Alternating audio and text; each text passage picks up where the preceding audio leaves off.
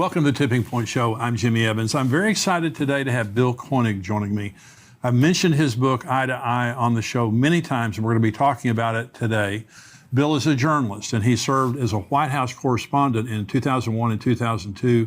He has a news service called Koenig World Watch Daily. His website has constantly updated stories from a large variety of news sources and can be found at watch.org. I read it daily for world news from a biblical end times perspective. Bill, it's an honor to have you joining me today. Thank you, Jimmy. My pleasure. Well, I just have a lot of admiration for your work, and you are a journalist. Watch.org, I look at it every day, and just because if it's on your site, I know it's good. Thank you. And you have on there a really good end times perspective of what's important and what's going on. Your book, Eye to Eye. Now, this is the book here. Now, the subtitle, Facing the Consequences of Dividing Israel. Okay, so the first time I saw this book and I began to read it, I was dumbfounded because I'm an end times guy. I've kept up with the end times forever. I had no idea that there were this many events that had happened in the United States as a direct result of our foreign policy toward Israel. Why don't you talk about that just a minute? Well, Jimmy, from having served at the White House for 20 years, had the benefit of being there for a lot of activities having to do with the state of Israel, and especially right after I moved to D.C., left Dallas to move to D.C. right after George W. Bush took office. And I continued to notice that when we would have meetings with the Israeli leaders or the Palestinian officials, we would have something major happen in the United States the same day or within 24 hours. And myself and David Dolan and a few other people had watched this. John McTernan had written something about it. And so we started connecting the dots and had the opportunity in early 2001 to write Israel, the Blessing or the Curse. It's out of print. This book, Eye to Eye, took over for where I left off there. And I was amazed just through the research from what I'd seen and what I saw previous to that. 1991, October 1991, George Bush's father is in Madrid, Spain, calling on Israel to give back land they obtained in the Six-Day War. And at the very time he's at a podium in Madrid, Spain, calling for this, the perfect storm was sending 30-foot waves into his home in Kennebunkport, Maine. It wasn't the next day or a week later. It was at that moment he was calling on Israel to give up their covenant land. So I even warned President George W. Bush right after I became a White House correspondent for an incredible period of time and a very biblically important period of time. I warned him, don't touch the land, in 2 letters. And then 9/11 happened. And what happened, Jimmy, 17 days before 9/11, George Bush was working with Crown Prince Abdullah of Saudi Arabia on what was going to be the most comprehensive address ever given to the UN in September. And on 9/10, the work was done. It was going to call for the division of Jerusalem, the fulfillment of the UN resolutions 242, 338, and 2 states. Something his dad or Bill Clinton would never have done. Never have done that. But 9/10, the work was completed. Prince Bandar from Saudi Arabia, who had worked actively on the peace deal, was celebrating in his mansion in McLean, Virginia. And then he woke up the next day to the horrific incidents of 9/11, the World Trade Center and the Pentagon. And one other thing here, Jimmy, the Lord reminded me that he did not produce the evil of 9/11, but he didn't stop them. That's right. Well, and Jonathan Cahn, who we've had on the show here many times, he just says, God takes down your defenses. The Harbinger, his book, The Harbinger, Absolutely. Talking about what happened to Israel. What happened here is God's not making it happen; He's just allowing it to happen but there's a direct cause-effect relationship between our foreign policy toward Israel and what happens. And these are many times, if not most of the time, historic natural disasters. Certainly 9/11, but natural disaster, and we're going to talk about Ian here in just a little bit. When you talk about 30-foot waves at Kennebunkport while he's making the speech, and it was a freak storm. Totally. And that's why it was called the perfect storm, because you had a bunch of things that had to happen that produced the perfect storm. And rather than going from west to east, it was going from east to west, which is totally an unusual event, meteorological event, and that's why it was coined the word perfect storm. So in your book, you have, 120-something? 126. 126 specific examples. And I encourage anybody, if you're a skeptic, get the book. You won't be a skeptic anymore. You can't make this stuff up. This was in the news. Give some other examples of the cause and effect of foreign policy toward Israel and natural disasters in America. Well, I think one event that everybody remembers is Katrina. It was on the front page of the newspapers in Washington for 34 straight days, whether it was the Washington Post, Washington Times, or the Baltimore Sun. This event was so enormous. And what had happened is 9,500 Jews were forced from their home by the Sharon-Bush plan. And within a few hours of the final eviction of Jews that the Lord had put in their heart to occupy this land, a weather-related storm, even a remnant of a storm that was near the Bahamas, developed into a tropical depression, and within 48 hours it was Tropical Storm Katrina, then Hurricane Katrina. And it was devastating. And I had a friend that had been at the White House for quite a few years, 30 years actually, and she said that President George W. Bush never got over the consequences of 9/11 and Hurricane Katrina. That's significant. That's exactly right. So Joel 3, God is saying, I'm going to bring all the nations in judgment. And talking about the Valley of Jehoshaphat, it's talking about the Battle of Armageddon. And it says, because they've scattered my people among the nations and they've divided up my land. And so the premise of your book here is God is angry. God is angry with the United States, not necessarily our viewers, not necessarily you and me, but when we elect presidents, especially in this case presidents, when we elect people whose foreign policy toward Israel allows for the division of the land, allows for the two-state solution. Now, this is true today with our president and the prime minister, the current prime minister of Israel, Lapid. And so let's just get political here for just a minute. Not Democrat, Republican, but helping people to understand the consequences of how they vote. So Israel, if you're walking into a voting booth, the foreign policy is a big issue with you, right? Without a doubt. And one other note, I have 126 events in eye to eye, and then we had about another 12 during President Trump's time in office. And we've had almost $1 trillion worth of weather-related disasters that corresponded to what we were doing with Israel at the time. And even beyond that, Jimmy, 9/11 cost us $6 to $7 trillion. Wow. And the coronavirus cost us $6 to $7 to $8 trillion. And both of those have a connection to what we're doing with the land of Israel. So to phrase this is the God of Israel, as you know, the God of Israel gave Abraham, Isaac, and Jacob the land from the Euphrates to the great river, the river in Egypt. Right. And this is the covenant land of Israel. Israel's never occupied that. No. But as you know, this is his land. It's holy land. And no one has the right to divide or partition, as you mentioned in Joel 3. This land is special. It's God's land. Yeah. And anytime someone attempts to create an Arab state in Judea, Samaria, and East Jerusalem, the biblical heartland of Israel, there are consequences. And I also noticed the greater the pressure on Israel to divide this land, the greater the corresponding catastrophe. No, that's very interesting. So you and I were talking about, of course, I read your book, and now this is the way I think. And so whenever I see a natural disaster, I begin immediately to think. Record setting. Record setting. Okay, right. So there was a couple of years ago, I believe it was in December, a series of tornadoes, the longest tornado in American history. Went through 4 states, and it ended up in Kentucky, did historic damage. At the exact same time, the Biden administration was trying to force the Jews to stop building settlements in East Jerusalem. And we also know through President Biden's recent trip to Jerusalem, he went to East Jerusalem, would not allow Israelis to go with him. He openly declared he's for a two-state solution and for giving East Jerusalem to the Arabs.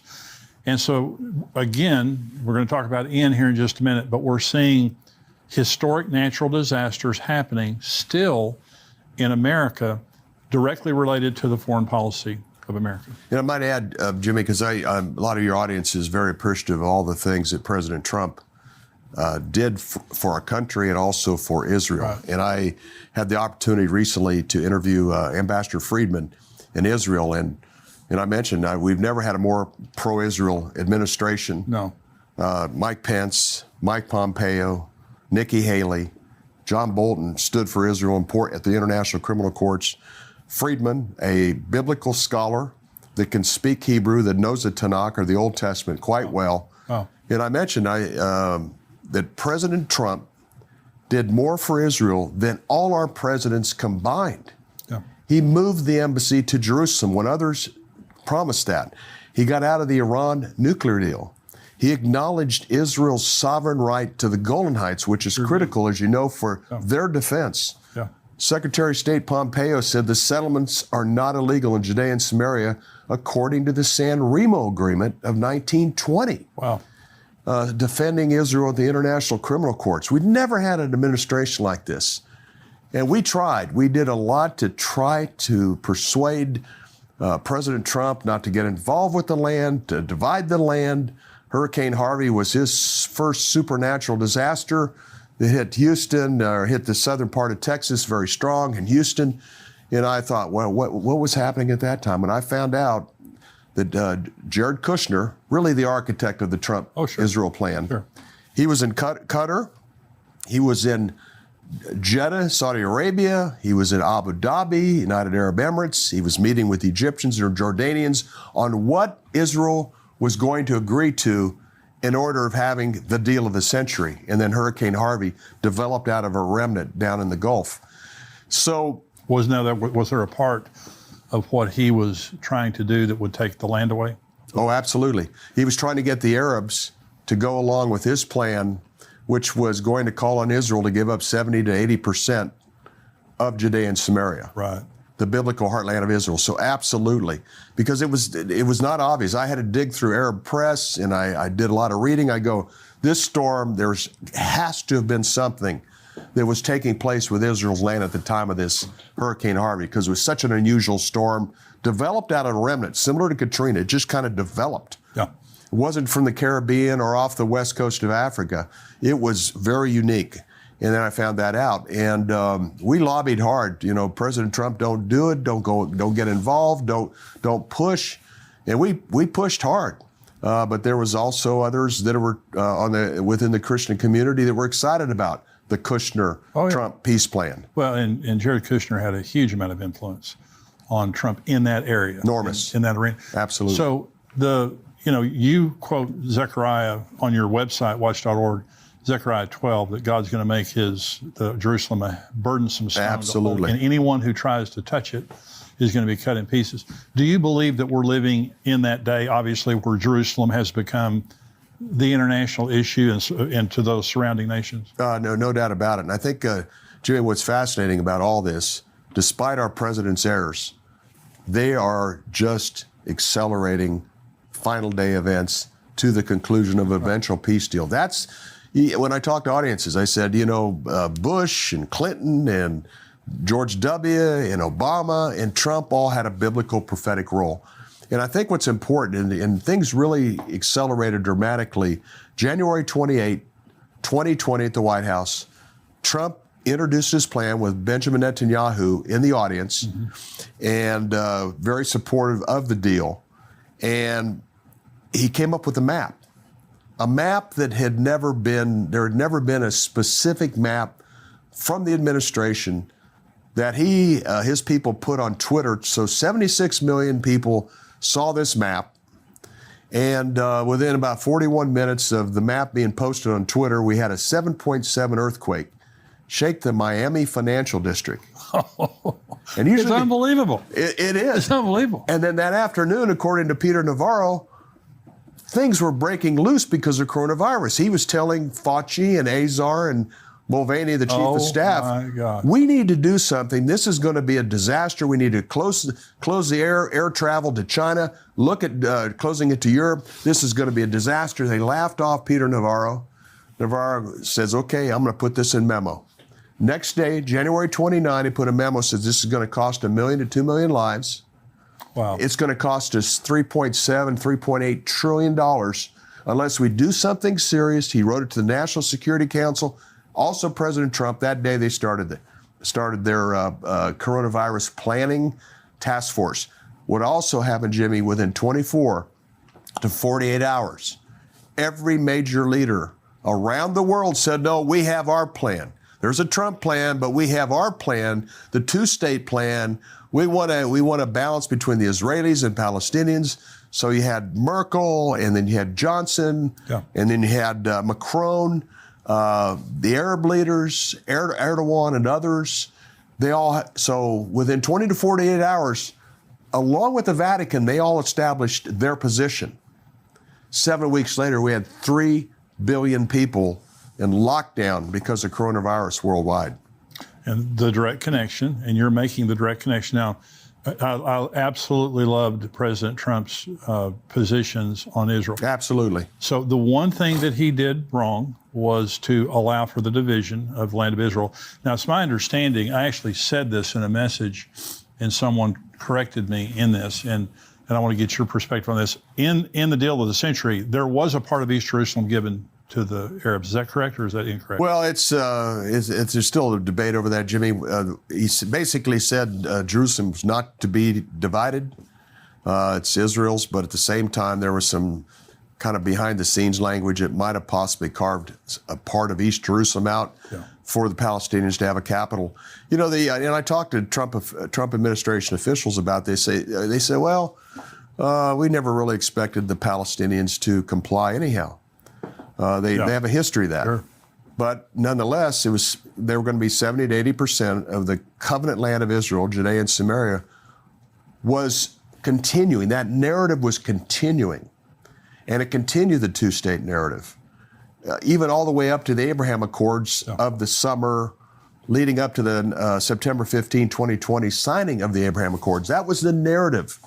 Arab plan, two-state plan, UN resolutions, and continue that, once again, that narrative of a future Palestinian state. Well, you said every president has had a role in kind of expediting the end times. And people ask me, because Biden, policy-wise, he's a disaster, and related to Israel, related to, transsexuality, all the stuff that his administration has been trying to promote. But someone asked me, why on earth would the Lord allow President Biden to be elected? Because he had to allow it. It had happened. Well, first of all, we're a democracy. I know we're a constitutional republic, but we elect presidents that way. And I believe that he is expediting end times events very quickly, not in a good way. No, absolutely. Yeah. A couple things here, Jimmy. Coronavirus led to vote by mail. And there's always been vulnerability to vote by mail. Right. I followed the election 2020 and thereafter, even to this day, on the way out here, I'm still following it closely. I believe there was things that happened that affected the outcome of that election. There was 3-4 states that were only 10 to 12,000 vote difference. Right. That was our concern, that there was going to be fraud. Yeah. He didn't win by that much because, 50, 60,000 votes in those 5 or 6 swing states, Trump would have been the president. But we had the opportunity to warn the administration that this could cost them politically if they went forward with this, and sure enough, it did. Absolutely. And that was a big concern, that if they went forward, it was going to be costly, even to the point that if you go forward, it could cost President Trump re-election. And there's no doubt it had an effect. Also, a quick note here, in the summer of 2020, there were some major record-setting hurricanes that all happened and occurred at the time of effort on the Abraham Accords. When they back off for a week or two, a month, nothing would happen. As soon as they got involved again, more hurricanes. Were they in the Abraham Accords? Were they promising to those Arab nations that there would be a division of the land of Israel? Was that a part of the Abraham Accords? Well, it was basic. What they said was, we'll stop the extension of sovereignty to 134 Jewish communities, which that's what the Arabs and the international community were after. Right. And that was part of the inducement, and that we'll move forward.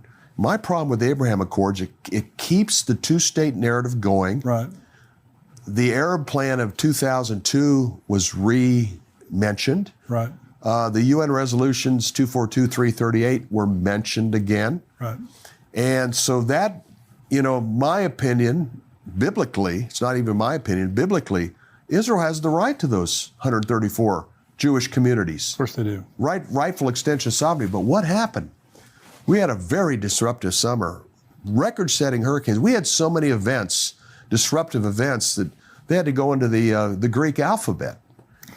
It's incredible what was happening. But what's really interesting, September 15, 2020, in a signing ceremony at the White House, you got Netanyahu and the Emirates leader and the Bahraini leader and Trump. They signed the agreement, and down in the corner of the TV screen across the country is the signing ceremony and this new hurricane, Sally, that was developing into a monster storm. So the day of the signing, wow, it's on the screen. That night, Hurricane Sally came ashore in the southern Gulf Coast. The next day, Kushner's on all these networks talking about the Abraham Accord signing, and in the corner, once again, is this Hurricane Sally. One of my readers from the East Coast said, do you realize that Sally's Hebrew derivative is Sarah? Oh, gosh. So in other words, Hurricane Sarah, in the Hebrew name, was slamming into the southern Gulf Coast as the Abraham Accords were being signed. This was an emphasis by the God of Israel that the covenant land of Israel is for Abraham, Isaac, and Jacob, and not their descendants, because the narrative of the Abraham Accords is this land is for all descendants of Abraham. And then 72 hours later, Netanyahu goes home. Israel goes into a 3-week lockdown for Rosh Hashanah, Yom Kippur, and Sukkot. Right. And cost him 5 billion shekels. And that was one of the incentives of the Abraham Accord. We're going to make a couple $2 billion US dollars over the next couple of years. Well, they got a bad start because they're out 5 billion shekels right after the signing in the next 3 weeks.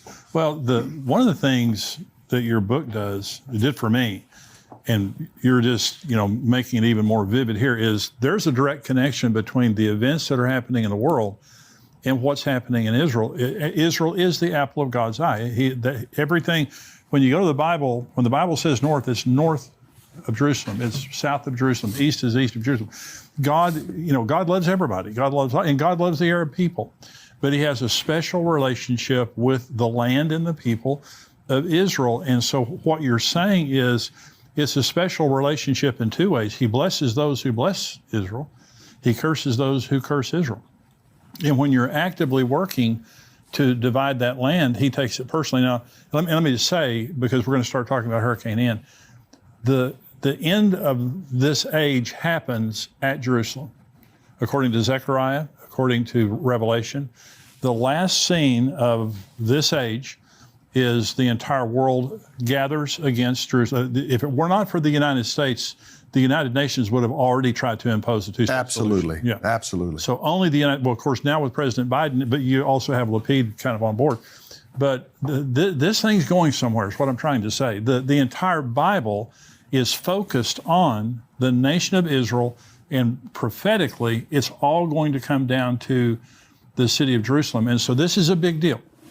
So Hurricane Ian, and we are very aware, and Bill and I have talked about this, of all the suffering and the damage that's going on in Florida right now. It's horrific, and our hearts are with every person, our prayers with every person right now who has suffered or has relatives or loved ones that are suffering because of this. So nothing that we're saying we want to say in any way that's insensitive to what has taken place. But I want to say this at this time.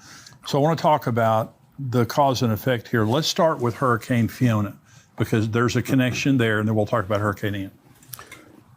September 14th, Biden's Middle East envoy, one of his top envoys, is in the Middle East re-establishing, or not even re-establishing, but reconfirming Biden's total support of the two-state plan.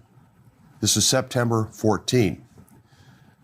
Within a few hours, Tropical Depression 7 formed. This storm became Fiona.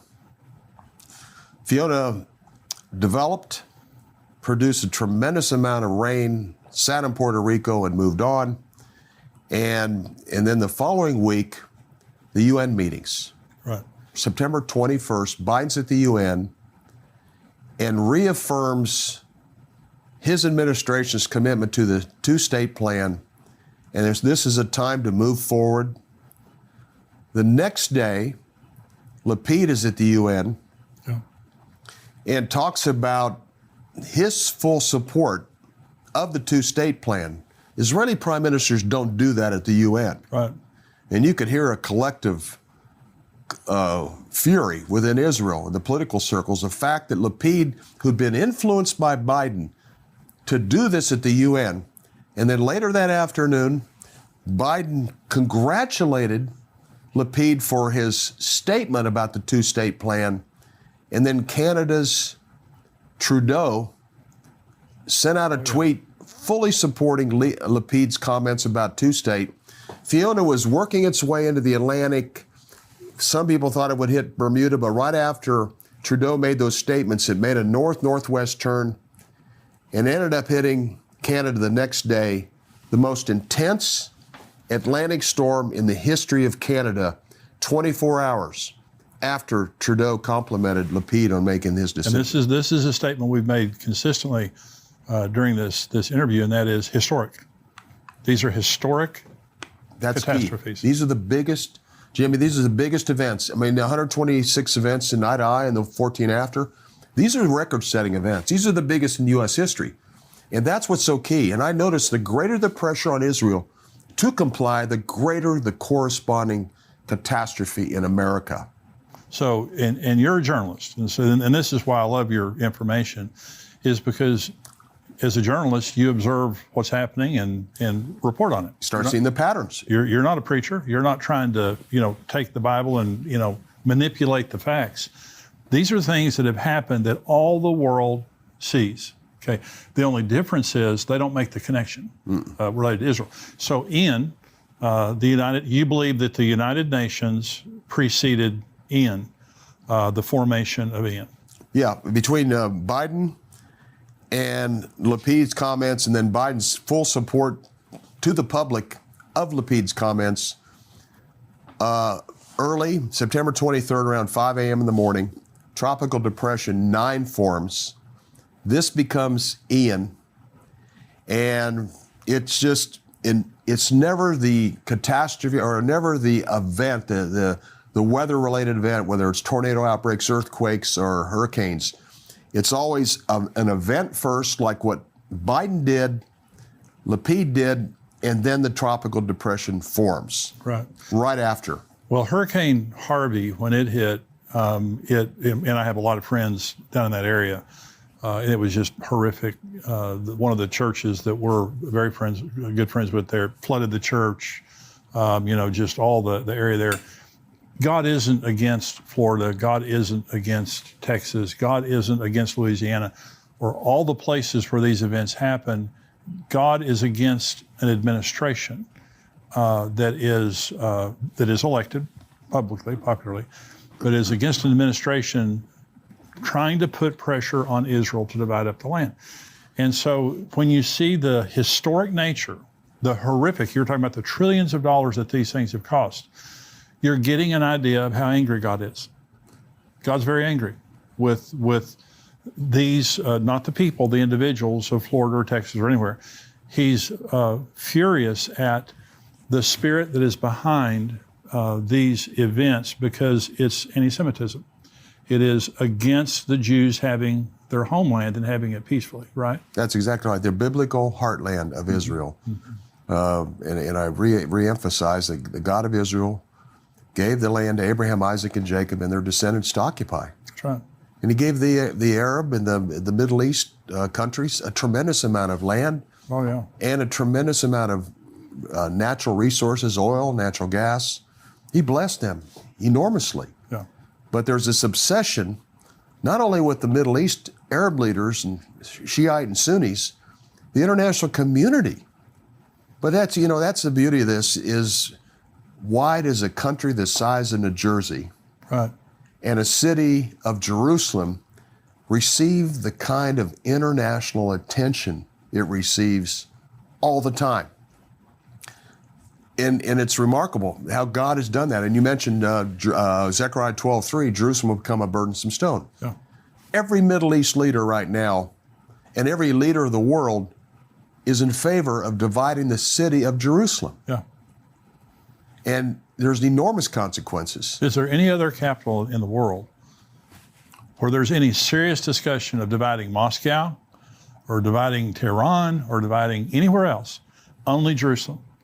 And the Arabs were not interested in Israel, the land of, back then, Palestine. They weren't interested until Israel was interested.